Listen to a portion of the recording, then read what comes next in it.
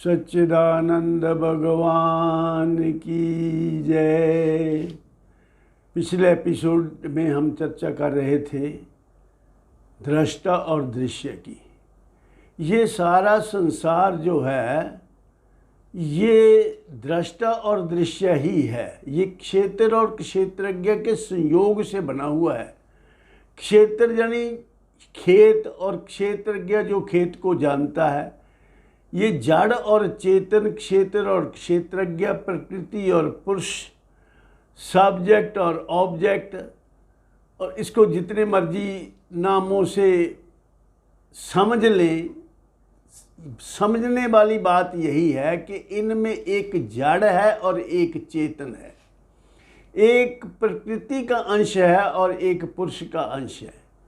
प्रकृति यानी भगवान की वो शक्ति जो अव्यक्त है, लेकिन उस अव्यक्त शक्ति से ही सब कुछ व्यक्त होता है। वो स्वयं व्यक्त नहीं है पर वो व्यक्त करती है हर चीज़ को। यावत संजायते किंचित सत्वम स्थावर जंगमम क्षेत्र क्षेत्रज्ञ संयोगात तद्विधि भरतरश्व। हे अर्जुन, यावन मात्र जितने भी स्थावर जंगम प्राणी उत्पन्न हुए हैं उन सब को तू क्षेत्र और क्षेत्रज्ञ के संयोग से ही उत्पन्न जान। ये गीता जी के 13वें अध्याय के 26वें मंत्र में भगवान अर्जुन को समझा रहे हैं कि जितने भी प्राणी हैं ये क्षेत्र और क्षेत्रज्ञ का जोड़ है, इन दोनों का संयोग है। और इन दोनों के इस जोड़ और संयोग को जो इस प्रकार जानता है कि इनमें से एक तो परमेश्वर का अंश है और दूसरा प्रकृति का अंश है।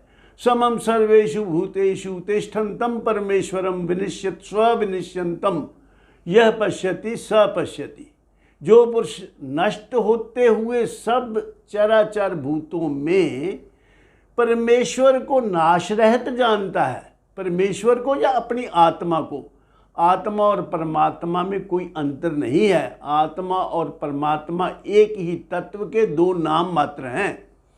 तो इनमें से जो परमेश्वर को नाशरहित और समभाव से सब में स्थित ऐसा जो जानता है वही यथार्थ जानता है।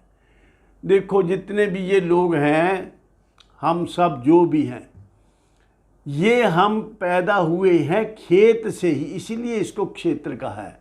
जितने लोग पैदा हुए हैं माँ के पेट से, इसमें तो कोई शक नहीं। माँ के पेट में आने से पहले वो सब खेत में थे, क्योंकि खेत से जो खाया पिया उसी से ही माँ ने जो खाया पिया, बाप ने जो खाया पिया, उन्हीं से ही हमारा शरीर बना, आप जानते ही हैं। तो खेत से वो खलिहान में आता है। जो खाने पीने का सामान है वो माँ के पेट में आने से पहले खेत में, खेत से खलिहान में, खलिहान से दुकान में, दुकान से मकान में, मकान से रसोई में, रसोई में फिर उसका पकवान बनता है और पकवान बनकर फिर प्लेट में, और प्लेट से फिर पेट में। तो ऐसे सब हम पेट में पहुंचकर पेट से फिर हम समय पूरा होने के बाद शरीर बनकर निकलते हैं। और इसका मतलब ये हुआ कि पेट में आने से पहले और खेत से जाने के बाद जो भी कुछ है उसको भोग कहते हैं। वो भोग पदार्थ हैं। और वो जो भोग पेट में जाकर फिर वो लोग बन जाते हैं, हमारा तुम्हारा शरीर बन जाता है। तो इसका मतलब ये हुआ कि जो हमारे तुम्हारे शरीर हैं, जो सब लोग हैं, वो लोग किसी समय के भोग हैं। और भोग से पहले वो मिट्टी पानी है। ये सारी सृष्टि मिट्टी पानी से बनी हुई है। सृष्टि की रचना है मिट्टी पानी के संयोग से, तेज वायु गगन इन तीनों के बीच सहयोग से। दो का तो मेल है, संयोग है मिट्टी और पानी का, और तीन का सहयोग है। तो 5 तत्वों से ही सारे जगत का ढांचा बना। कोई बैठा बाप बनकर, कोई है चाचा बना। बाप बेटा या भतीजा थोड़े दिन का खेल है, तीर्थ यात्रा में मिले यात्री का जैसे मेल है। मेल मिथ्या है सभी से, बिछड़ जाएंगे सभी, बिछड़ेंगे इस तरह, मुड़कर मिल ना पाएंगे कभी।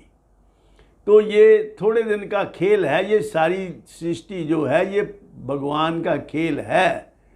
ये सारी दुनिया है खेल मेरा, मैं खेल सबको खिला रहा हूँ, बना बना के मिटा रहा हूँ, मिटा मिटा के बना रहा हूँ। हमसे पहले कितने मुसाफिर आए, खाए पिए खेले, सब प्रकार के व्यवहार जैसे हम करते हैं ऐसे करके वो चले गए। कहाँ चले गए? वो जहाँ से आए थे वहीं चले गए। मिट्टी पानी से सबके शरीर बनते हैं और मिट्टी पानी में ही मिल जाते हैं। ये मिट्टी पानी, अग्नि और वायु आकाश, ये 5 जो तत्व हैं ये भगवान का रॉ मटेरियल है, इन्हीं का ही सारा खेल है। आज बस इतनी ही चर्चा करते हैं, बाकी चर्चा, इसी चर्चा को फिर आगे बढ़ाएंगे। तो आज मैं इन्हीं शब्दों से अपनी वाणी को विराम देता हूँ और आप सबके कल्याण की कामना करता हूँ। भगवान आपको यथार्थ बोध दे, जिससे आपका ये जीवन भी सुखी रहे और जीवन के बाद भी आपको सद्गति या मुक्ति प्राप्त हो। सर्वे भवन्तु सुखिनः, सर्वे सन्तु निरामया, सर्वे भद्राणि पश्यन्तु, मा कश्चित् दुःख भाग् भवेत्। ओम शांति शांति शांति।